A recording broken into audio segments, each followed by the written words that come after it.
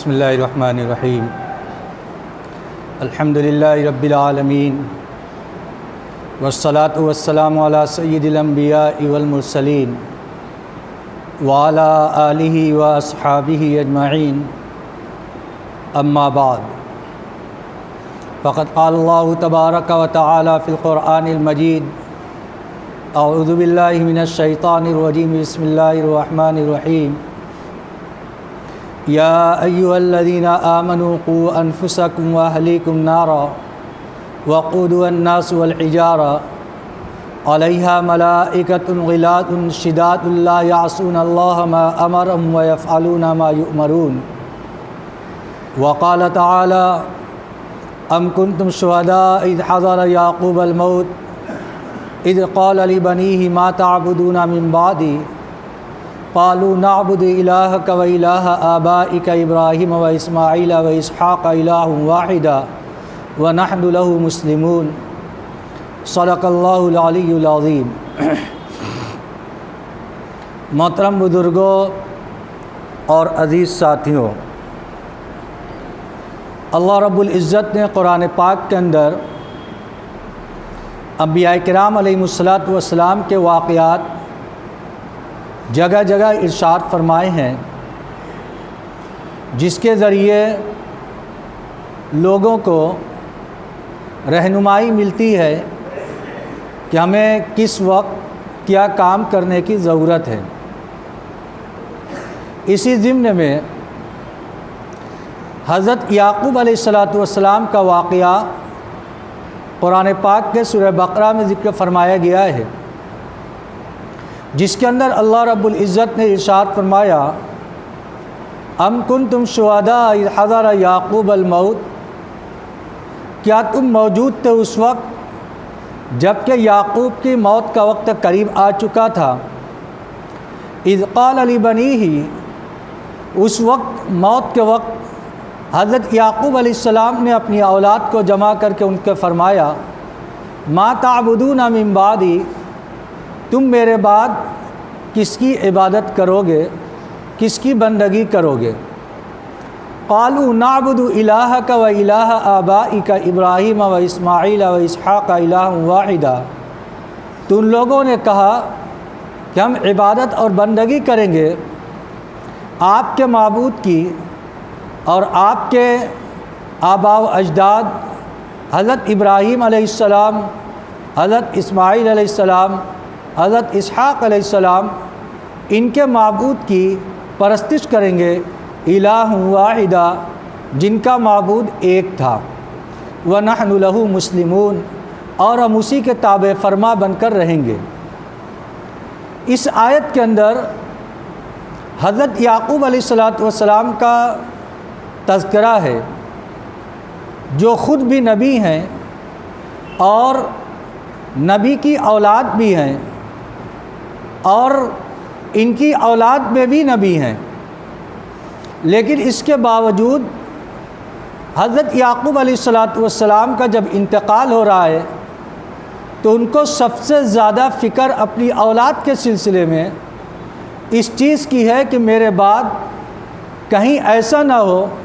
کہ میری اولاد اس دین کو چھوڑ دے، ایک اللہ کی عبادت کو چھوڑ دے۔ حضرت یعقوب علیہ السلام ان سے اقرار لیتے ہیں اور ان کی زبان سے اس بات کا اقرار کرواتے ہیں کہ بتلاؤ میرے مرنے کے بعد تم کس کی بندگی کرو گے۔ اس سے یہ بات ثابت ہوتی ہے کہ حضرت یعقوب علیہ السلام جیسا نبی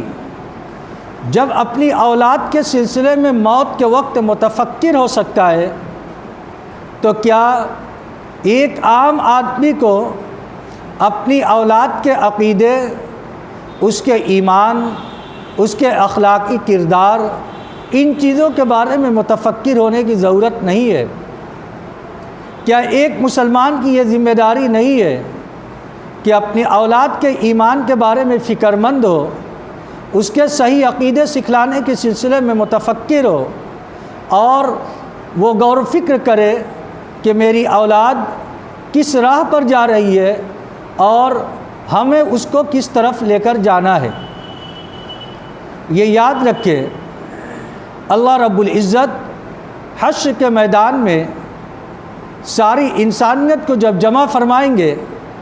تو وہاں پر ہر ایک سے سوالات فرمائیں گے. وہاں پر سوال ہونا یقینی ہے. اللہ رب العزت سوالات فرمائیں گے اور پوچھیں گے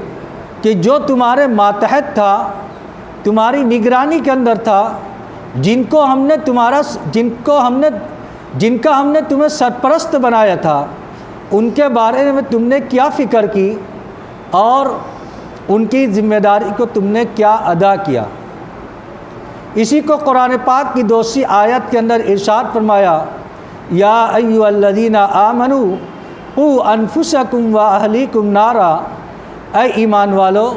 تم اپنے آپ کو بھی جہنم کی آگ سے بچاؤ اور اپنے اہل و عیال کو بھی جہنم کی آگ سے بچاؤ. جہنم کی آگ سے کیسے بچایا جا سکتا ہے؟ یہ تو ہو نہیں سکتا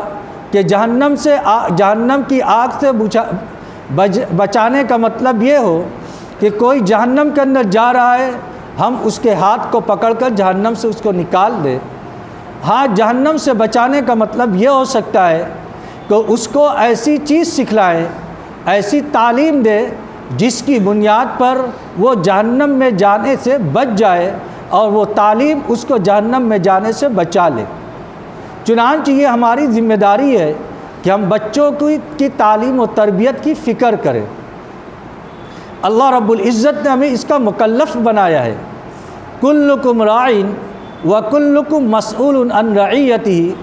ہر ایک ذمہ دار ہے اور ہر ایک سے اس کی ذمہ داری کے بارے میں قیامت کے دن پوچھ ہوگی کہ تم اولاد کے سلسلے میں کیا فکر کی، ان کی تعلیم و تربیت کا کیا نظام بنایا اور کس طریقے سے ان کو دینی تعلیم سکھلائی. آج کے اس دور کے اندر بھی ہماری بہت بڑی ذمہ داری یہ ہے کہ ہم اپنی اولاد کو صحیح تعلیم دیں اور صحیح تربیت کریں. اپنے نظام میں ایسا نظام بنائیں جس نظام کے تحت بچوں کی تربیت کا نظام بھی ہمارے پاس موجود ہو. ہم اس سے بری نہیں ہو سکتے کہ ہم نے بچے کو اسکول کے اندر بھیج دیا، مدرسے کے اندر بھیج دیا، کسی اور جگہ بھیج دیا، پھر اس کے بعد ہم سبکدوش ہو گئے. ہم اس کو بھیجنے کے بعد سبکدوش نہیں ہو سکتے. جو ہماری ذمہ داری ہے اس ذمہ داری کے بارے میں اللہ رب العزت ہم سے پوچھیں گے. چنانچہ قرآن پاک کی آیات اور احادیث کے مجموعے سے جو بات ثابت ہوتی ہے وہ یہ ہے کہ ایک باپ کی یہ ذمہ داری ہے کہ اپنی اولاد کو اچھی تعلیم دے. ہم دنیا کے اندر ان کو تعلیم کی فکر کرتے ہیں. تعلیم دلانا یہ اسلام کے اندر منع نہیں ہے، بلکہ بچے کو اچھی اعلیٰ سے اعلیٰ تعلیم دیں. لیکن اس چیز کا خیال رکھیں کہ ہمارا بچہ جہاں بھی رہے وہ مسلمان بن کر رہے، اور وہ اسی وقت مسلمان بن کر رہ سکتا ہے جبکہ شروعات سے اس کی تربیت ایسے انداز سے ہو کہ وہ بار بار اپنی زبان سے یہ ادا کرے کہ میں مسلمان ہوں. چنانچہ جو چھوٹی کتاب دیکھنے میں لگتی ہے، جب بچپن کی حالت ہوتی ہے، مدرسے کے اندر بچے جاتے ہیں تو سوال جواب کے انداز کے اندر اس کو سکھلایا جاتا ہے. جیسے تعلیم الاسلام، اس کے اندر پوچھا جاتا ہے تم کون ہو، یعنی مذہب کے اعتبار سے تمہارا کیا نام ہے. جب بچہ کہے گا کہ ہم مسلمان ہیں تو ایک بچہ جب شروعاتی دور سے یہ کہتا چلا آئے گا کہ ہم مسلمان ہیں تو اس کو اپنے مسلمان ہونے کے اوپر فخر رہے گا. پھر بعد میں وہ اعلیٰ تعلیم بھی حاصل کرے گا اور مخالف ماحول کے اندر بھی چلا جائے گا، تو چونکہ وہ بچپن سے یہ کہتا چلا آ رہا ہے کہ ہم مسلمان ہیں اور اسلامی تعلیمات کو وہ حاصل کیے ہوئے ہے اور وہ جانتا ہے کہ اللہ کیا ہے، رسول کیا ہے، فرشتے کیا ہوتے ہیں، آسمانی کتاب کیا ہوتی ہے، جنت کیا ہے، جہنم کیا ہے، قبر کے منزل کیا ہے، آخرت کے بارے میں وہ جانے گا. تو جب یہ ساری چیزیں وہ جان کر اسکول اور کالج کے اندر جائے گا تو وہاں کے فتنے، اسکول اور کالج کے فتنے، یہ انسان کو دھیرے دھیرے متاثر کرتے ہیں. جب وہاں پر آدمی جاتا ہے تو آدمی عام طور سے آزاد خیال ہو جاتا ہے، یعنی اسلامی تعلیمات کے اندر اس کے دل کے اندر شک ڈالا جاتا ہے، شبہات ڈالے جاتے ہیں کہ تم نے آخرت تو دیکھا نہیں، آخرت کو مان کیوں رہے ہو،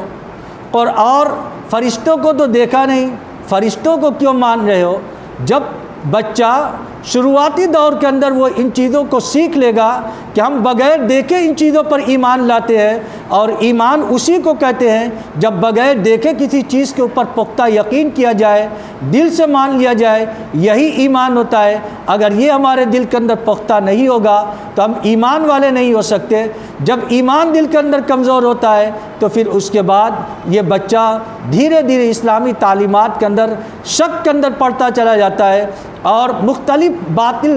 طریقے سے اس کے ایمان کو سلب کرنے کی کوشش کرتے ہیں، حتیٰ کہ جب یہ بہت اعلیٰ تعلیم حاصل کر لیتا ہے تو پھر آئے دن ہمارا مشاہدہ ہوتا ہے کہ نام کا تو یہ مسلمان ہوتا ہے، لیکن اسلامی تعلیمات کے اندر چونکہ اس کے دل کے اندر، اس کے دماغ کے اندر کیڑے داخل ہو چکے ہیں، اس کی بنیاد پر اس کے اندر غلط چیزیں نظر آنے لگتی ہے، پھر اس کے بعد ایمان اس قرآن کے اوپر اعتراض کرتا ہے، قرآنی آیات کے اوپر اعتراض کرتا ہے، حتیٰ کہ وہ دن آتا ہے کہ وہ اسلام کو چھوڑ دیتا ہے اور کفر و شرک کو اختیار کر لیتا ہے۔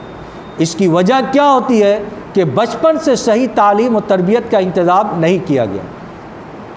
اب اس ماحول کے اندر جب کہ ملک کے اندر ماحول ایسا بن رہا ہے کہ تعلیم کے راستے سے بچوں کو کفر اور شرک کے اندر مبتلا کیا جائے، ان کے زبان سے شرکیہ اور کفریہ کلمات کہلوائے جائیں، ایسے زمانے کے اندر ہماری ذمہ داری اور زیادہ بڑھ جاتی ہے کہ ہم اپنے بچے کے تعلیم کے سلسلے میں فکر کریں کہ ان کا طریقہ تعلیم کیا ہے۔ اگر ہم ان کو اسکول کے اندر بھیج رہے ہیں اور مدارس کے اندر بھیج رہے ہیں، اس کو بھیجنے کے بعد بھی ہم ان کے بارے میں فکر مند ہوں، دیکھیں کہ جانے کے بعد اس کی زندگی کے اندر کیا تبدیلی پیدا ہو رہی ہے، کہیں ایسا تو نہیں کہ اسلامی کلچر اسلامی تہذیب سے متنفر ہو رہا ہے اور غیروں کے کلچر کو اپنا رہا ہے، غیروں کی تہذیب کو اپنا رہا ہے۔ اگر یہ چیز ہے تو یہ چیز آگے چل کر انتہائی خطرناک شکل اختیار کر لے گی۔ پھر دھیرے دھیرے یہ پودا جس کو آج ہم ہاتھ سے مسل سکتے ہیں، جس کو ہم سمجھا بجھا کر صحیح کر سکتے ہیں، اگر آج ہم نے اس کی اصلاح نہیں کی، جب وہ تناول درخت بن جائے گا تو پھر ہم اس کو کچھ نہیں کر سکتے۔ وہ تناول درخت ہماری اپنی نگاہ کے آگے بنے گا، پھر اس کے بعد وہ اپنے ایمان کو اور اسلام کو بیچ دے گا، اور اس کے ذمہ دار ہم ہوں گے، کیونکہ ہم نے شروعات میں اس کی فکر نہیں کی۔ اس لیے ان کے نظام تربیت کے بارے میں بہت فکر مند ہونے کی ضرورت ہے۔ آج کے دور کے اندر سوشل میڈیا، یہ موبائل جس طریقے سے انسان کو تباہ اور برباد کر رہا ہے، ہر اعتبار سے، جسمانی اعتبار سے، ذہنی اور اخلاقی اعتبار سے، دینی اعتبار سے، ہر اعتبار سے آدمی کو بربادی کے گڑھے کی جانب لے کر جا رہا ہے، اور ہمیں اس کا ادراک اور احساس نہیں ہو رہا ہے۔ ترقی کے نام پر یہ آدمی کو تباہ و برباد کر رہا ہے۔ ایسے دور کے اندر اس کے اندر جو فاسد چیزیں ہیں، جو خراب کرنے والی چیزیں ہیں، ہم اس پر نظر رکھیں، کہیں ہماری اولاد ان چیزوں کے اندر مبتلا تو نہیں ہے۔ چنانچہ جتنے اطباء ہیں، جتنے ڈاکٹر ہیں، یا آئے دن آپ اخبارات کے اندر یا موبائل کے میسیج کے اندر بھی دیکھتے ہوں گے، دیکھیے وہ میسیج بھی آتا ہے تو موبائل کے اوپر آتا ہے، جس کے اندر بتلایا جاتا ہے کہ چھوٹے بچے کو موبائل نہ دیا جائے۔ ان کی آنکھ کے اوپر، ان کی جسمانی نشو و نما کے اوپر، ہر چیز کے اوپر یہ نقصان دہ ثابت ہوتی ہے۔ آج ہم بچوں کو چپ کرانے کے لیے موبائل دے دیتے ہیں، بہت پریشان کرتے ہیں، موبائل دے دیتے ہیں، وہ اپنا دل بہلا لیتے ہیں، وقت ان کا کٹ جاتا ہے، ہم اپنے کام کرنے میں مشغول ہو جاتے ہیں۔ لیکن یہی عادت آگے چل کر جب وہ بڑے ہو جائیں گے، غلط چیز کی جانب منتقل ہو جائے گی، تو پھر اس کے بعد ہم روکنے کے باوجود روک نہیں پائیں گے۔ اللہ کے نبی صلی اللہ علیہ وسلم بچپن کی حالت کے اندر بچوں کی تربیت فرماتے تھے، چاہے وہ عقیدے کے اعتبار سے ہو، چاہے وہ تہذیب و تمدن کے اعتبار سے ہو، جس لحاظ کی چیز ہو، اللہ کے نبی صلی اللہ علیہ وسلم بچپن کے اندر تربیت فرماتے تھے۔ مشہور حدیث ہے حضرت عبداللہ ابن عباس رضی اللہ تعالیٰ عنہ کی، وہ نبی اکرم صلی اللہ علیہ وسلم کے سواری کے اوپر سوار تھے، آپ نے ان کو مخاطب فرمایا، 3 مرتبہ مخاطب فرمایا، انہوں نے ہر مرتبہ لبیک کہہ کے اللہ کے نبی صلی اللہ علیہ وسلم کے سامنے حاضر ہوں کا جواب دیا۔ اس کے بعد آپ نے ارشاد فرمایا عقیدے کے متعلق، اے بچے وَإِذَا سَأَلْتَ فَاسْأَلِ اللَّهِ، یہ یاد رکھو جب تم کسی چیز کا سوال کرو تو صرف ایک اللہ سے سوال کرو، وَإِذَا اسْتَعَنْتَ فَاسْتَعِنْ بِاللَّهِ، اور جب تم مدد طلب کرو تو صرف ایک اللہ سے مدد طلب کرو۔ وَاعْلَمْ أَنَّ الْأُمَّةَ لَوِ اجْتَمَعَتْ عَلَىٰ أَن يَنْفَعُوكَ بِشَيْءٍ لَمْ يَنْفَعُوكَ إِلَّا بِشَيْءٍ قَدْ كَتَبَهُ اللَّهُ لَكَ، یہ یقین دل کے اندر بیٹھا لو کہ اگر سارے جنات اور سارے انسان، ساری امت جمع ہو کر تم کو ذرہ برابر نفع پہنچانا چاہے تو وہ نفع نہیں پہنچا سکتے، ہاں جو تمہارے مقدر کا ہے وہ نفع تم کو پہنچ کر رہے گا۔ وَلَوِ اجْتَمَعُوا عَلَىٰ أَن يَضُرُّوكَ بِشَيْءٍ لَمْ يَضُرُّوكَ إِلَّا بِشَيْءٍ قَدْ كَتَبَهُ اللَّهُ لَكَ، ہاں اور یہ بھی یقین بیٹھا لو کہ اگر سارے انسان اور جنات مل کر تم کو نقصان پہنچانا چاہیں تو مقدر سے زیادہ کوئی نقصان نہیں پہنچا سکتے، ان کے بس میں نہیں ہے، ہاں جو مقدر کا نقصان ہے اس کو کوئی ٹال بھی نہیں سکتا۔ تقدیر لکھنے کے بعد قلم اٹھا لیا گیا، سیاہی خشک ہو گئی۔ دیکھیے ابن عباس رضی اللہ تعالیٰ بچپن کی حالت کے اندر ہے، نبی اکرم صلی اللہ علیہ وسلم بچپن کی حالت کے اندر عقیدے اور توحید کی تعلیم دے رہے ہیں۔ آج 6 سال 7 سال کے بچے کو ہم اس کی ضرورت بھی محسوس نہیں کرتے کہ ان کو بیٹھا کر بتائیں کہ اللہ ایک ہے، اللہ کے نبی صلی اللہ علیہ وسلم اللہ کے رسول ہے، اسلامی تعلیمات کو بتلائے، توحید کو بتلائیں، آخرت کو بتلائے۔ آج اس کو بتلانے کے لیے ہمارے پاس وقت نہیں ہے، لیکن یہ یاد رکھیں اگر آج ہم نے ان کی اس طریقے سے ان کے تربیت کا نظام نہیں بنایا تو پھر آگے چل کر ہمارے لیے بہت بڑی مشکل کھڑی ہو جائے گی۔ اسی طریقے سے اللہ کے نبی صلی اللہ علیہ وسلم کھانے کے اندر شریک تھے۔ ایک صحابی عمرو بن سلمہ رضی اللہ تعالیٰ جو بچپن کی حالت کے اندر تھے، وہ کھانے کھا رہے تھے، کبھی ادھر سے اٹھا لیا کبھی ادھر سے اٹھا لیا، اللہ کے نبی صلی اللہ علیہ وسلم نے ان کے ہاتھ کو پکڑ لیا، وہ بچپن کی حالت کے اندر تھے۔ آپ نے ارشاد فرمایا اے بیٹا جب کھانا کھاؤ سم اللہ کا نام لے کر کھاؤ، کل بیمینک دائیں ہاتھ سے کھاؤ، وکل مما یلیک اور اپنے پاس سے کھاؤ۔ دیکھیے بچپن کی حالت کے اندر ہم بچوں کو دے کر چھوڑ دیتے ہیں، جیسے چاہتے ویسے کھاتے ہیں، کھانے کے طریقے کو نہیں بتلاتے۔ اللہ کے نبی صلی اللہ علیہ وسلم نے ہر جگہ پر رہنمائی فرمائی ہے۔ حضرت انس بن مالک رضی اللہ تعالیٰ عنہ جو حضور اکرم صلی اللہ علیہ وسلم کی خدمت کے اندر تھے، آپ نے ان سے ارشاد فرمایا یا بنیا ان استطعت ان تصبح وتمسی وليس في قلبك غش لاحد فافعل فإن ذلك من سنتي ومن أحب سنتي فقد أحبني ومن أحبني كان معي في الجنة۔ حضرت انس بن مالک رضی اللہ تعالیٰ عنہ کے ارشاد فرمایا کہ اے بیٹے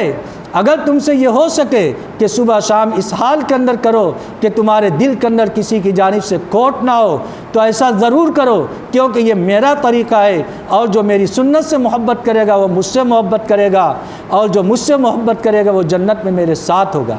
دیکھیے دل کی بیماری کے لیے بھی آپ نے حضرت انس بن مالک رضی اللہ تعالیٰ کو متوجہ کیا۔ ہم کبھی بچوں کو سمجھاتے ہیں کہ کسی کی برائی مت کرو، کسی کے بارے میں غلط مت سوچو، یہ تمہارے لیے نقصان دہ ہے، نبی صلی اللہ علیہ وسلم کا طریقہ نہیں ہے۔ آج ہمارے پاس ان چیزوں کا موقع نہیں ہے۔